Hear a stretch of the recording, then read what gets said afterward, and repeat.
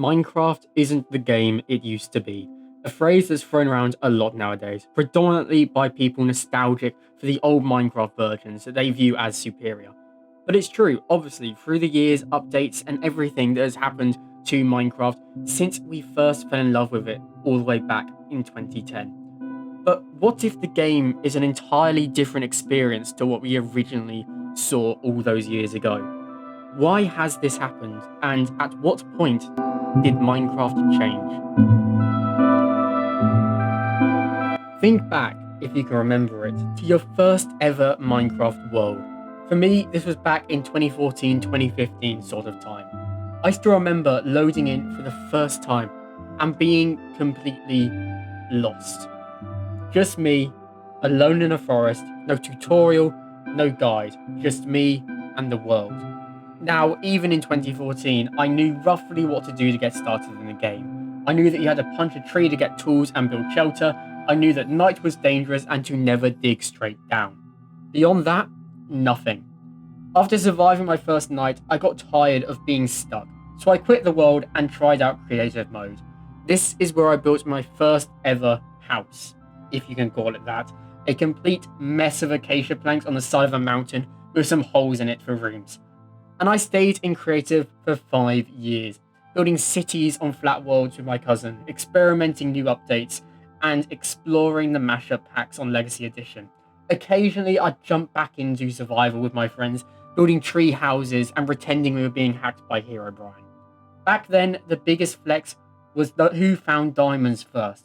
The best builders were those who could build a tree house and figure out how to build a symmetrical roof. This was a time where all you did was log on to play with your friends, have fun. You didn't care about how quickly you could kill the dragon.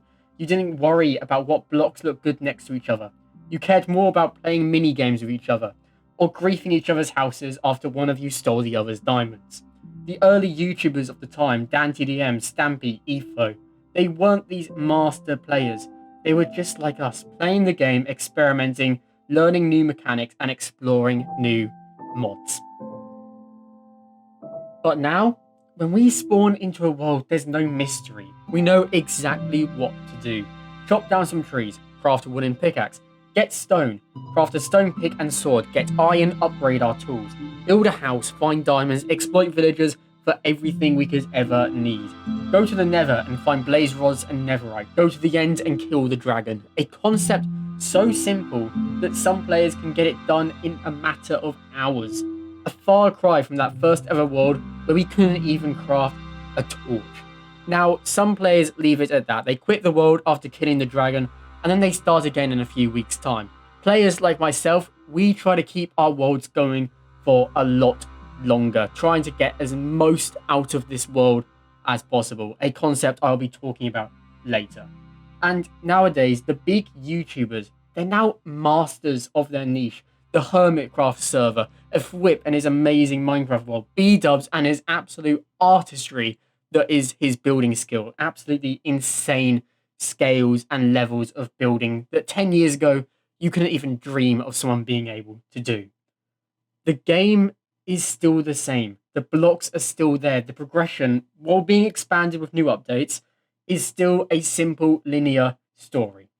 The only difference, we learned how to play. Redstoners took a complex feature of the game originally designed for simple things like redstone doors and built functioning computer systems out of it. Builders took the vast variety of blocks and items and built cities and kingdoms, creating builds that could rival master artists. People experimented, putting things together to find contraptions that could boost your progression, exploiting the villager mechanics to get infinite iron, using allays and silverfish to gain hundreds of levels in 3 minutes. Whether Mojang and Notch ever intended for any of this to come out of their game is unclear. I personally took the builder's route, going from building bases out of random blocks in terrible designs to constructing large industrial cities and medieval utopias. The game didn't change, we did. As we were learning how to play, the possibilities grew until the initial experience of the game turned into a chore, something we had to do in order to get to the good stuff, the cities, the terraforming, the farms. Eventually, this began to ruin my motivation for Minecraft. As my worlds became bigger, I lost my passion. Until I found a new concept, a new way of playing Minecraft. The Forever World. The idea of committing to one world forever, learning to slow down again, learning to enjoy every moment of the game right from spawn. And now, my Minecraft Forever world is nearly 1 year old, and it is my favourite world that I have ever built. Being able to slow down, take everything I've learned over 11 years, but playing at the pace I did back a decade ago, has brought that passion back and enabled me to create my best builds ever.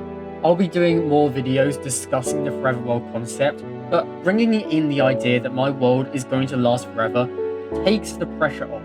When most people play Minecraft, many of us know that at some point we will stop playing again.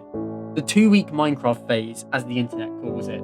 Having this thought in the back of your mind may pressure you into getting everything done as quickly as possible. But then it's not fun for anyone. But knowing that you'll be in that world forever, you don't have to worry about when builds happen. You don't have to worry about the rate of your progress.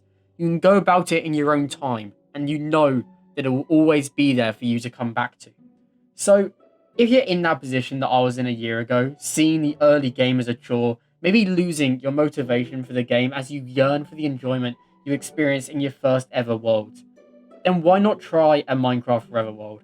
And if you're wondering how to stay dedicated to your new world, I have a video specifically discussing how to stay dedicated to one world. It's a little old now and not the best video ever, but it has good advice that I still use for my own Minecraft Forever world. I will, however, be remaking it later, so if you can't stand that old video and want more up-to-date advice, stick around because that will be coming in a few weeks' time. The important takeaway from this video is that while you'll never be able to experience Minecraft for the first time again, we know that, you can at least replicate the feeling of those early worlds. All you need to do is slow down and play the game your way.